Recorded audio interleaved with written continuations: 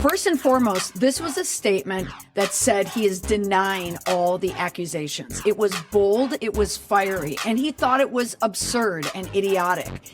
He wanted to frame it as something that had no merit whatsoever. The next part of this is he actually took aim at the other attorney and very specific jabs. Hey there, welcome back to the PR Breakdown. I'm your host, Molly McPherson. And if you can't tell, this week, we are going to break down Jay-Z's PR strategy in his statement where he denies the allegations from a civil lawsuit that was amended to include his name with the original person tied to the lawsuit, and that would be Sean Diddy Combs.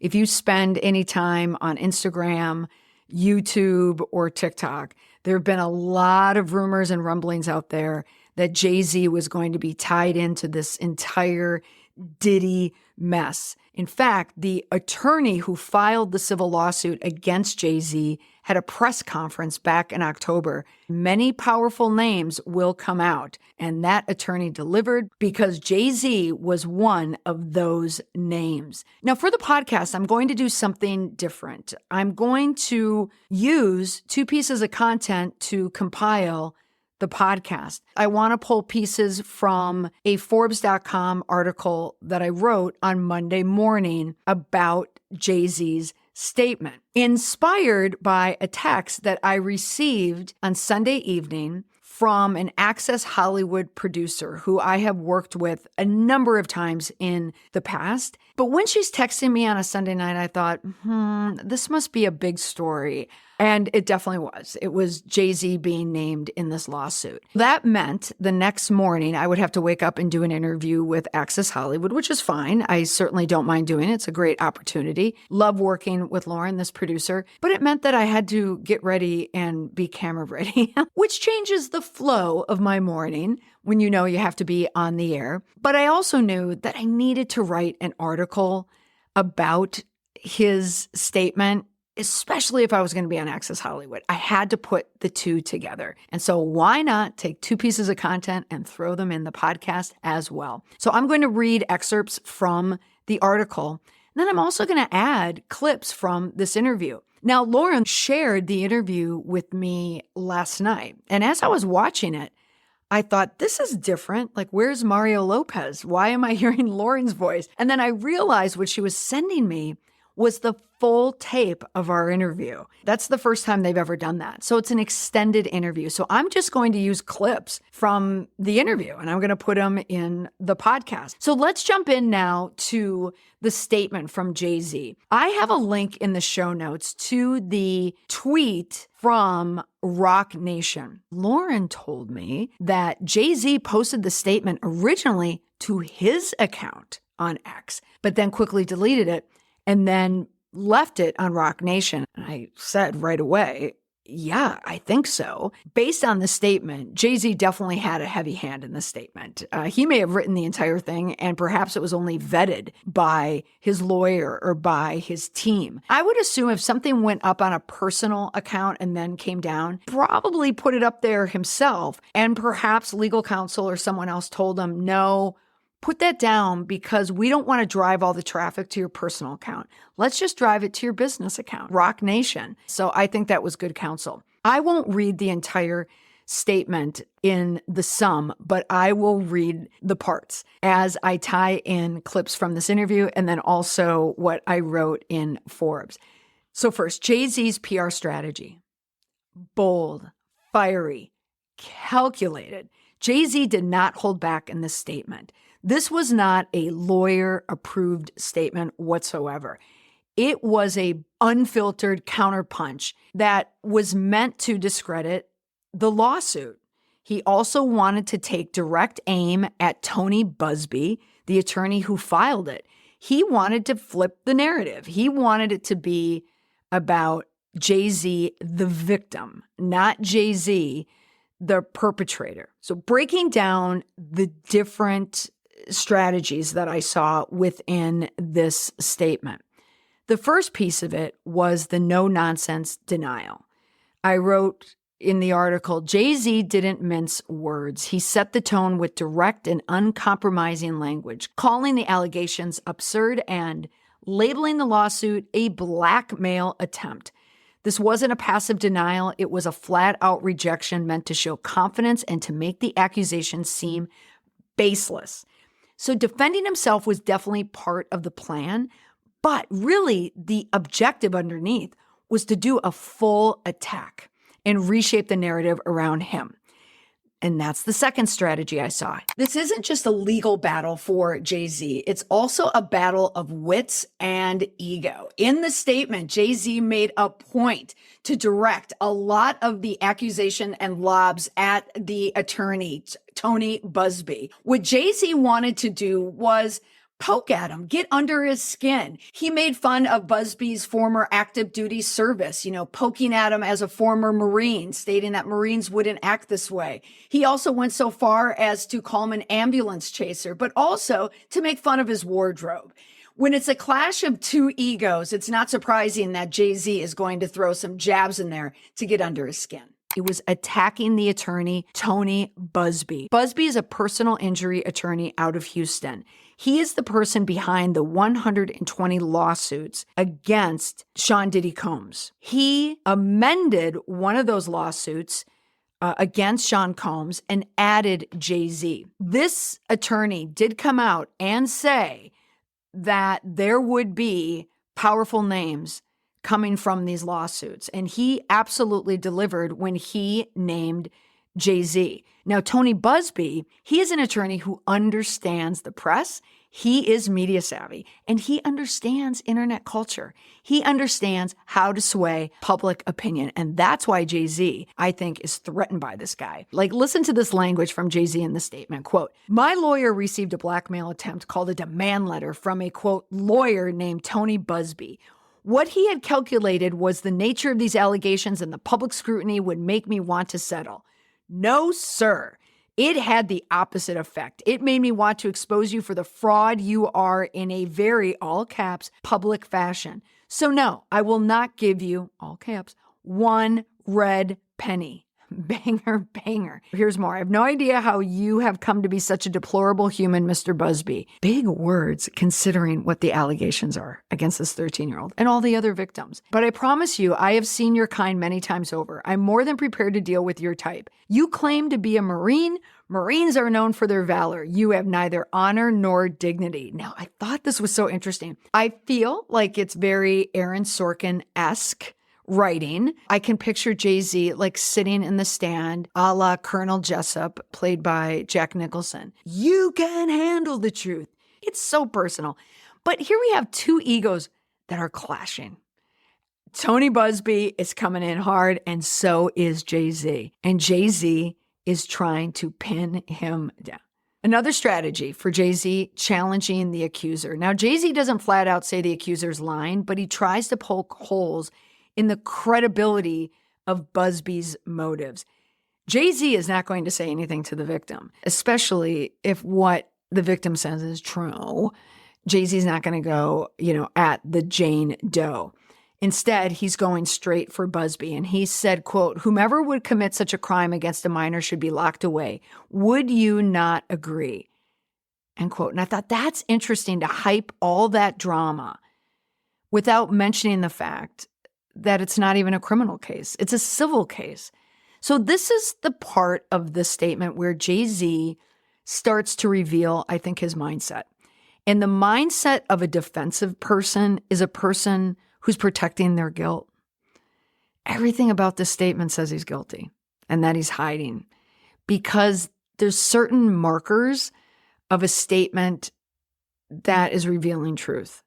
It's whenever there is blame, whenever there is a boldness that shouldn't be there or outweighs whatever the accusations are. Because imagine how you would react if someone accused you of this and you were innocent. I mean, think about that. These are incredible, heinous allegations. Jay-Z's right. The allegations are heinous. But if it wasn't true and someone labeled this against you, would you scream and yell and attack the attorney? I mean, it seems reasonable, right? But Or would you have more of a feeling like where you're just shaking your head and saying, what are you talking about? There is no truth to any of this whatsoever. None. I wasn't there. I can prove that I wasn't there. I had nothing to do with this.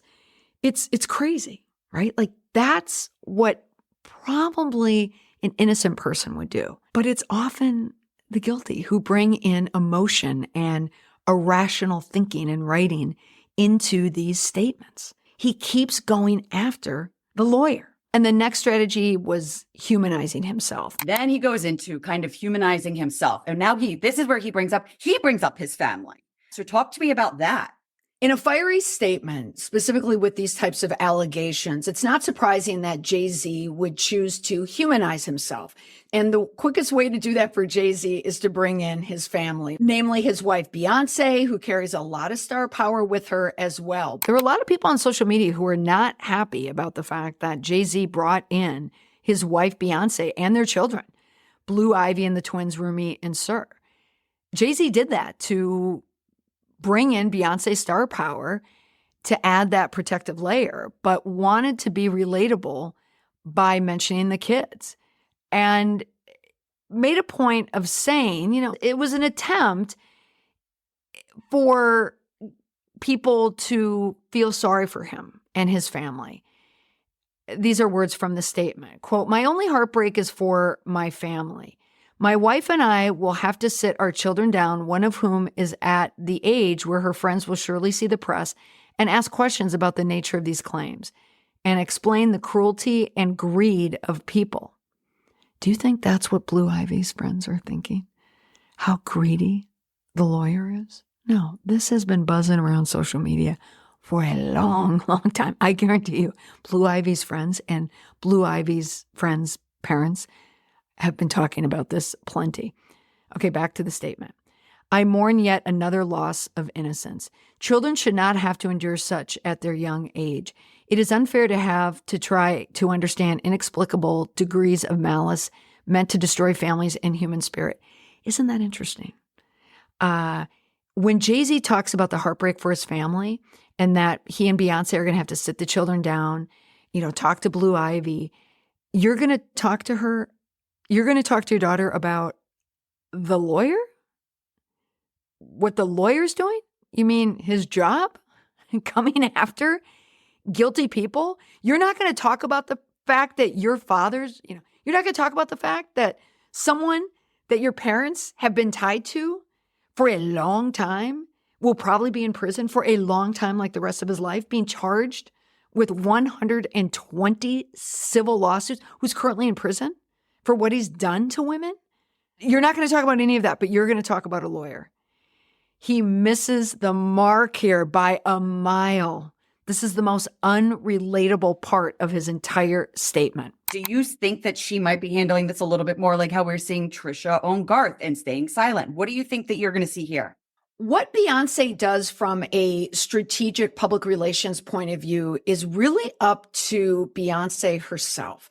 Because yes, on the one hand, she is the wife of Jay-Z, and when a spouse is facing legal trouble, certainly it's going to impact the wife's brand. However, there's a lot of subtle accusations out there as well. What did Beyonce know? When did she know it? Does she know anything at all? So Beyonce not only has to look at the reputational risks of speaking out, but also the potential legal risks of coming out and saying something that could implicate her or her husband, Jay-Z.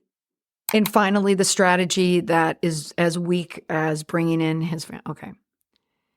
And not to mention bringing in Beyonce, she has subtly and not so subtly referenced Jay-Z's infidelity and treatment of her through her music. The album Lemonade, she referenced what he did to her and the infidelity. And plenty of social media users are pointing it out. And Jay-Z came out in a Vogue article and admitted that he cheated on Beyonce. None of this is surprising, I don't think, to anyone. But for him to leverage the family against that, again, makes no sense whatsoever. So tying that into the last strategy that I'm noticing, at least that I mentioned in this article, and that is playing the victim. Jay-Z positions himself as the real victim, which is so incredibly off the mark when you think about what the accusation is. The girl who's now in her 30s was 13 years old and is alleging that Jay-Z and Sean Combs sexually assaulted her after feeding her drugs through a drink. So he's trying to separate himself clearly from the charges, doesn't even come close to it, but also trying to separate himself from the target, which he views as a celebrity. Like they're only coming after him because he's a celebrity. So he is describing himself as a, quote, young man who made it out of the projects of Brooklyn. And he added this saying, quote, "We don't play these types of games. We have very strict codes and honors." So again, sounding very much like he's straight out of an Aaron Sorkin script. He's sending perhaps a subtle threat. I don't know, like someone who grew up in a part of Brooklyn and you don't want to mess with him. Also describing himself as a young man. He's 56 years old. He's not a young man. And he also has a net worth of $2.5 billion. That is so incredibly out of sync with reality. Most celebrities do not have $2.5 billion. So he's correct. He has separated himself from other celebrities. He's even a bigger celebrity, and he's married to a huge celebrity. The two of them together are icons. So those last two parts do not play well at all. So will it all pay off? Well, I soft-stepped it a little in the Forbes article. I'll admit that. Like, I didn't want to come in hard and accuse a guy of being guilty, okay? I just wanted to point out the strategies that he was using. And this statement is anything but subtle. He is not sticking to a careful, polished, lawyer-approved statement. It is more of a hodgepodge kitchen sink. I'm going to throw everything in it so no one will believe these charges. I have to get this off my back. But all in all, me personally, I don't think it works. There are far too many red flags in this statement that points to someone who is trying to hide guilt, deflect guilt. Within the words of a statement, or even if you hear the statement, if it's on video, if there's a bold denial, defiant denial, mixed with blame, it's often shielding guilt. You don't have to scratch too far into the surface there to find that guilt. And I don't have any doubt. I don't have any doubt that this is going to stick to Jay-Z, and it's going to drag Beyonce into all of it as well. So noticing that those two are sticking together, and even Lauren, the producer with Access Hollywood, she wrote to me again, and she had asked me, what is going to happen when Jay-Z and Beyonce have to make a public appearance? What about the Grammys? What about movie premieres? And I said, oh, this guy's not hiding from anything. You are definitely going to see them. 24 hours later, ding, there he is. There she is, next to her mother, Ms. Tina Knowles, and Blue Ivy as well. So extending, how do we look at this play in the long term for both Jay-Z and Beyonce through that? Because obviously that Beyonce is very big for Grammys too. When there is a celebrity crisis, certainly what people do is they look at the next public event. Will they show up or will they not show up? I'm sure that's one of the last things on the minds of Jay-Z and Beyonce at the moment. However, it is important because everyone is going to be watching. If they don't show up, it could look like a sign of weakness or a sign that they are not as sure-footed in their claims. However, based on his statement, it is likely that Jay-Z is going to be very bold over the next few months. No one really knows if Jay-Z and Beyonce will show up at the Grammys. Certainly, if the statement is any indication, Jay-Z is taking a very bold approach to his persona right now. So it's likely that they probably will appear. They may not make any statements. They won't talk to any reporters, but they want to show likely a united front and also a very strong one. He is denying all of these claims. So he's denying it now, and he'll likely deny it in February at the Grammys. Bold question. Is all of this going to work? The statement that he's made, how is all this going to play out? Is Is he done, at least in court of public opinion right now?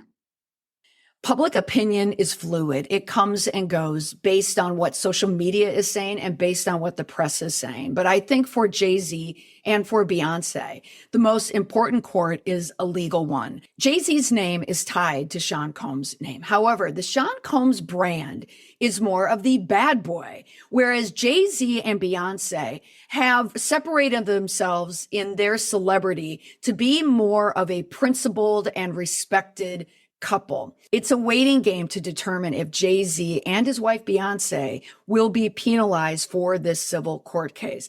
But certainly, likely, there will be a pause in any other accolade or award bestowed on the couple until the legal case is finished. In a celebrity public relations crisis, what typically happens is the talent is separated from the reputation. In some cases, an artist might still go on to sell albums because they have hardcore fans who still want to support them. However, for the institutions and the organizations out there that have to worry about their own reputations, it's likely that they will not align themselves with the couple until the legal court case is finished.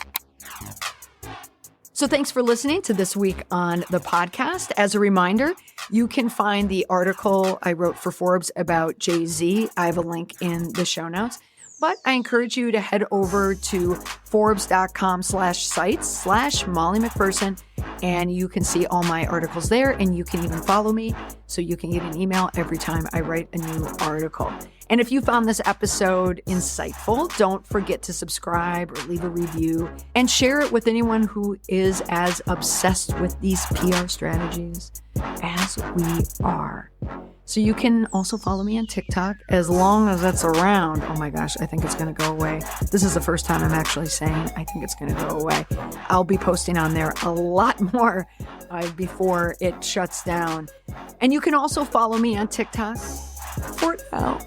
Oh, I don't want it to go away, but I don't know. But I am always posting updates on the latest PR moves and celebrity stunts. I want to thank you for listening, and I hope to have you back here next week. Bye for now.